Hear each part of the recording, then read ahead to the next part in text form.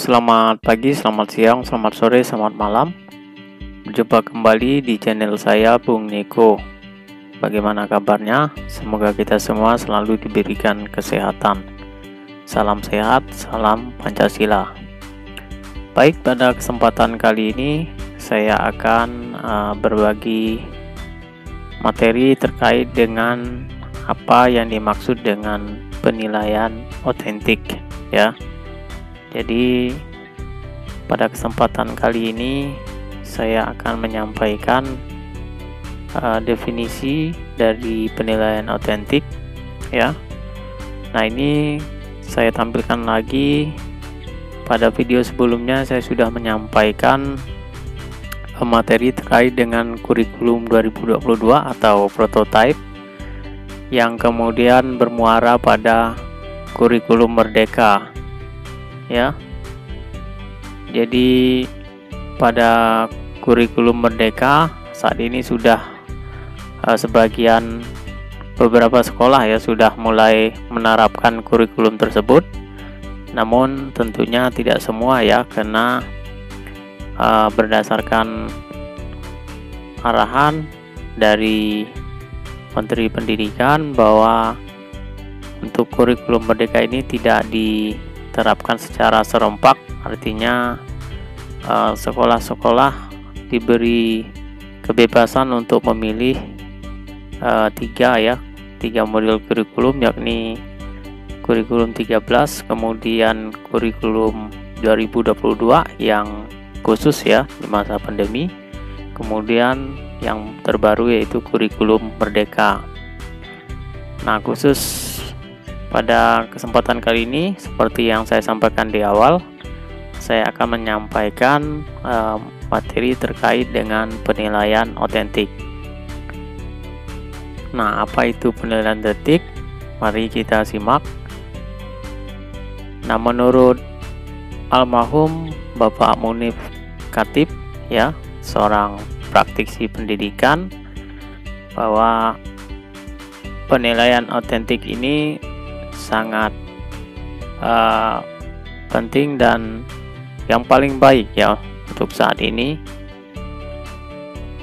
di era sekarang ya, karena penilaian yang ini memiliki karakter yang khas ya, yakni asli dan nyata, kemudian terukur dan lengkap.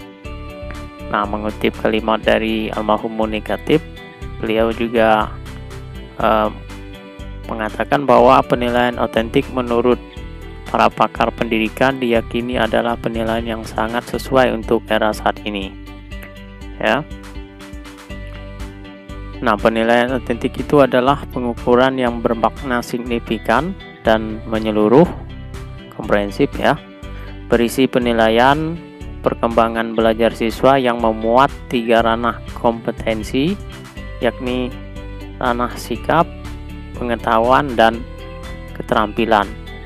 Nah, untuk pengetahuan, jadi ini merupakan penilaian yang ada sebelumnya ya, yang hanya berpusat pada ranah pengetahuan saja. Jadi sebelum kurikulum 13 ya, zaman kita ya dulu, itu hanya berpusat pada pengetahuan. Kemudian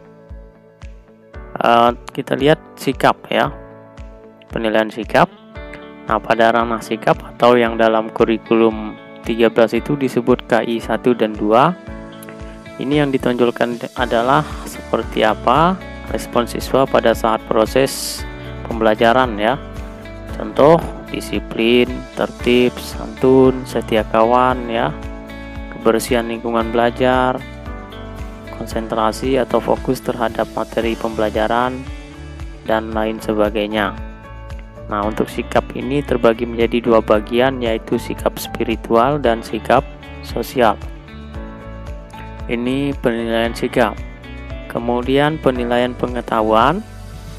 Pada ranah pengetahuan atau KI 3 ini, yakni hasil penilaian dari tes formal dan penugasan dari guru untuk mengetahui kualitas pengetahuan siswa. Contoh, penugasan, latihan ya, penilaian harian, tes lisan, dan lain-lain. Ini pengetahuan. Kemudian keterampilan. Nah, atau KI4 ini berarti penilaian dari hasil aktivitas belajar peserta didik yang berupa unjuk kerja, membuat karya, dan proyek. Nanti akan kita lihat tekniknya ya. Nah, unjuk kerja ini meliputi diskusi, presentasi, simulasi, dan sebagainya, termasuk praktik ya. Kemudian membuat karya, siswa membuat mind mapping misalnya, atau konsep map ya. Kemudian poster, kemudian menulis artikel dan sebagainya.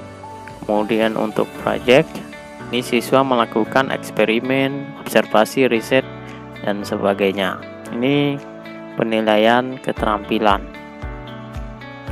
Nah, kita akan lihat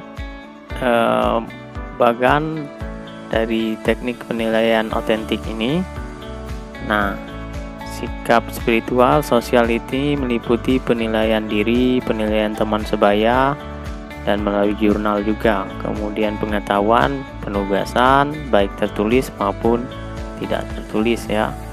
Kemudian keterampilan, unjuk kerja, praktik, membuat karya, proyek, produk, portofolio. Nah, ini definisi dari penilaian otentik ya.